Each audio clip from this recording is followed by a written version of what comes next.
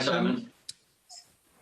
How do you build on the ending of the game on Wednesday night? And a lot of people have said it might have masked an overall disappointing performance. Do you give any credibility to that?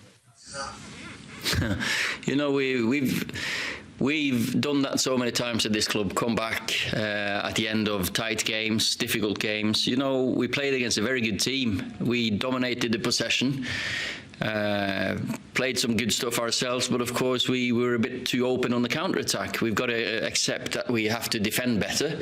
But, you know, the boost and the energy that you get in a group after a win like this has to be built on. Then again, it's a very, very quick turnaround. It's a different turnaround than last year when we played Everton away, when we played Wednesday night and Saturday morning. But still, the players are not going to get caught out. We've got to start as we finished on Wednesday night.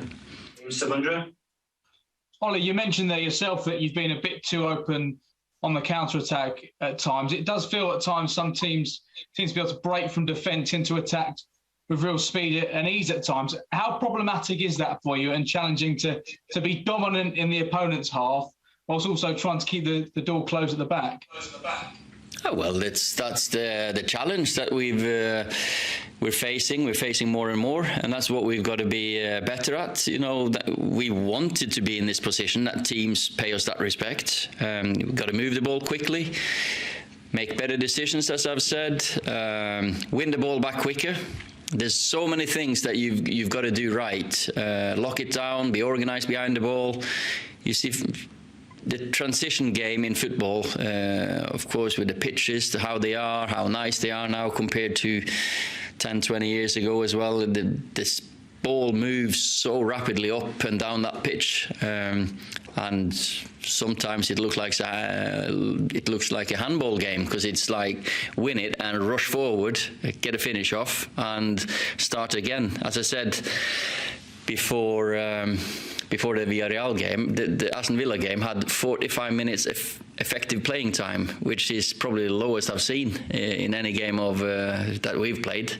So we need to build more pressure up in their half, more movement, of course. There's loads of things. We can discuss that all day long. What about moving the ball faster, Ollie? I've been reading that Cristiano's told you that the team need to move the ball faster to get the best out of him. Oh yeah, that's another one. Wow, what can you answer to that? It's what we speak about, that's between us, but we've not had that discussion, to put it that way. Carlson? Yes, hello, Ole. Hey. Hi. Donny van de Beek didn't look too happy during the game against Villarreal, and it was shown a picture of him throwing his gum when Fred got substituted on there. Do you understand his frustration, and where does he stand at the moment regarding playtime at Man United? You know, we manage, or I manage, a squad full of international footballers. Competitive footballers who want to make a difference, want to play. They all want to be on the pitch, of course they do. Donny was ready to come on, as all the players should be. I've been a sub more than anyone in this club, probably. I think I must have the record appearance as a sub.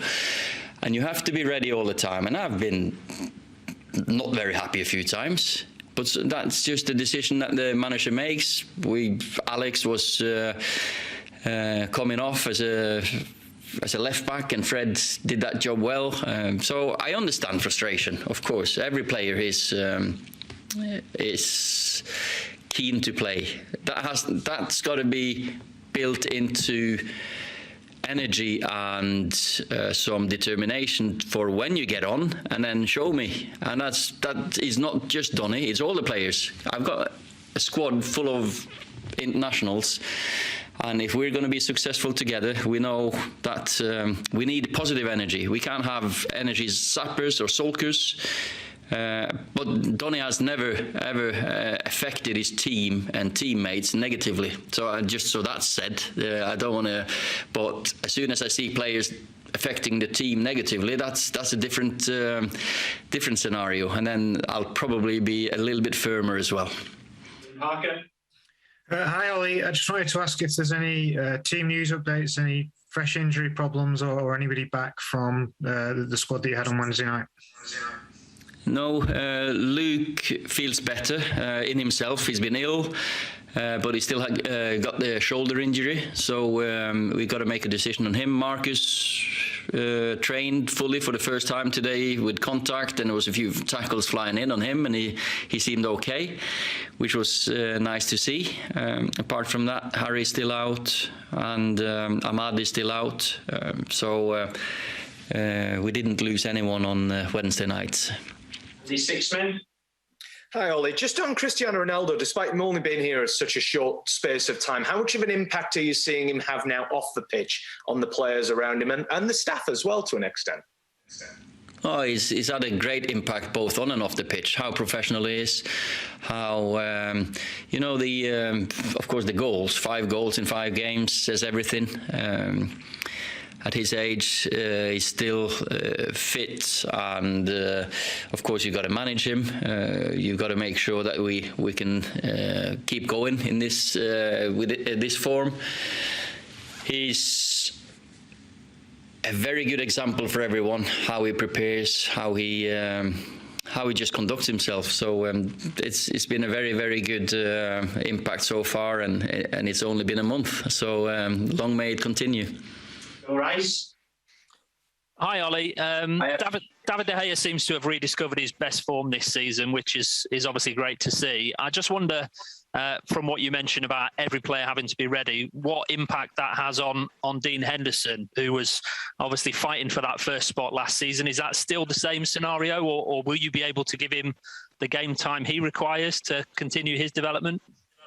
Both Dean and Tom are ready to play when called upon. Got to say, the attitude and application in training in and around the place has been very good. Of course, Dean has had problems with COVID, but he's past that now, and he played really well against West Ham in the Carabao Cup. So very pleased with him. But of course, David has really done well, which, as a manager, you'd like your keeper not to have anything to do, really. But what he's had to deal with, he's handled really well, and I'm very pleased with him. Very, very pleased.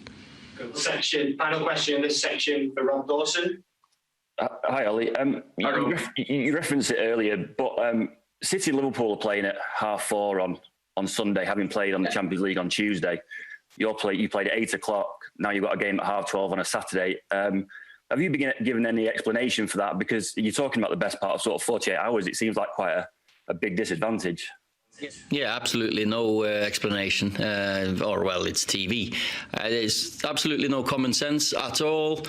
We had the same scenario last year when we were in Turkey and came back and played Everton. So of course the players are not going to let that happen. They're not going to get that joy again. They had it last year as well. But we have to make it happen. We have to make it happen because it's not like, we did it last year, so it's going to happen again. The crowd's going to have to help. That's important, and I know they will. Us and Chelsea play Wednesday night. We could have easily played Sunday, and the Liverpool City game should have been a Saturday one. So common sense might not be so common, unfortunately, but that's for another day.